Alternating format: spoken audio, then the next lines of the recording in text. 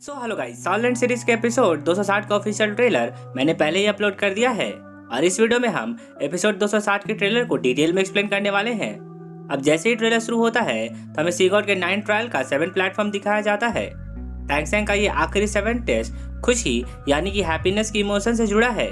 इस 7 प्लेटफॉर्म के पास पहुंचते ही सी गॉड टैंग सैंग से खुश होते हुए कहते हैं कि इस टेस्ट में वे उसके 8 स्पाइडर सॉल बोन्स को पूरी तरह से गॉड लेवल पे अपग्रेड करने वाले हैं। सी गॉड की बात सुनकर पहले तो टैंग सैंग खुश हो जाता है, लेकिन फिर कुछ सोचकर वो सी गॉड से रिक्वेस्ट करते हुए कहता है कि सी गॉड उसके 7 टेस्ट को इतना आसान ना बनाए, वह इस लेवल के टेस्ट को कठिन रखे ताकि टैंग सैंग को इस आखिरी टेस्ट से बेहतर परिणाम मिले।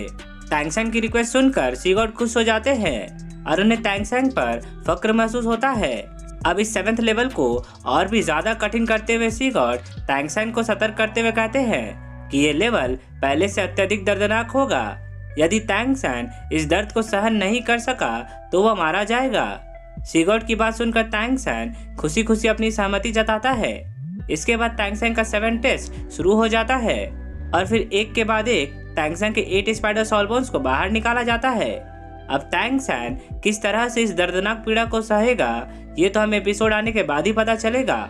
इस 7 टेस्ट को पास करने के बाद टैंग सैंग के सभी गॉड लेवल सॉल बोन्स को उसकी बॉडी में मर्ज किया जाता है। इस गॉड लेवल प्रोसेस में टैंग सैंग को अत्यधिक दर्द का सामना करना पड़ता है।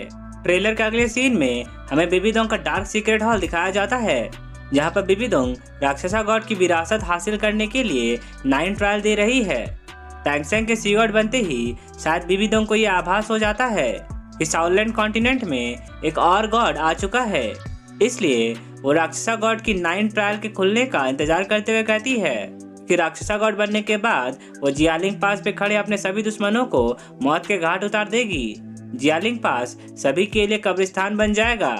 बेबी दोंग कितना कहते ही सीन चेंज होता है और हमें फिर से सी गॉड टेम्पल दिखाया जाता है, जहाँ पर टैंग सैंग अपना 9 ट्रायल कंप्लीट कर चुका था और साउथलैंड कॉन्टिनेंट का नया सी गॉड बन चुका था।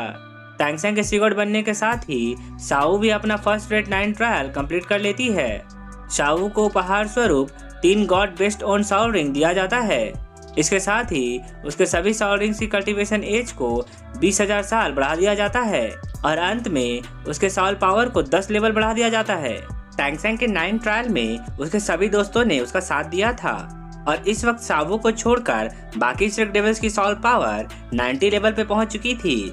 इसलिए पुराने सी गॉड निंगरोंग को छोड़कर बाकी चारों श्रेक डेविल्स को एक एक God based on Saul ring उपहार में देते हैं। God based on Saul ring मिलते ही सभी श्रेक्स खुश हो जाते हैं और फिर उसे एब्जॉर्ब करने के लिए बैठ जाते हैं। निंगरोंग की 9th साउल रिंग अपने आप ही रिफ्लेक्ट हो जाती है, जो कि एक रेड कलर की साउल रिंग होती है। ये देखकर ऑस्कर भी अपनी 9th साउल रिंग को पूरी क्षमता लगाकर एब्जॉर्ब करने लगता है, लेकिन उसका 9th Saul ring black colour का साउल रिंग रिफ्लेक्ट करता है।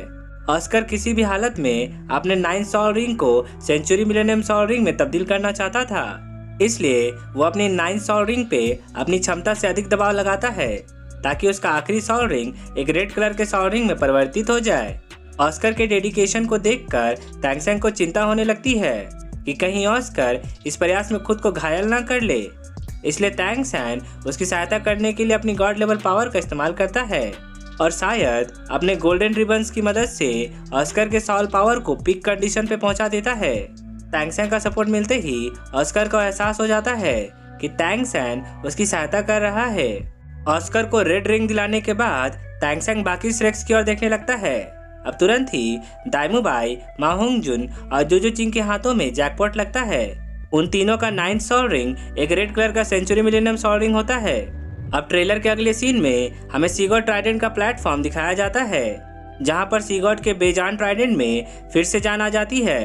वेल पर्ल की मदद से टूटा हुआ सी गॉड हार्ट फिर से ठीक हो जाता है। सी गॉड ट्राइडेंट के ठीक होते ही एक सुनहरी रोशनी सीधा बादलों को चीरते हुए आसमान की ओर बढ़ने लगती है।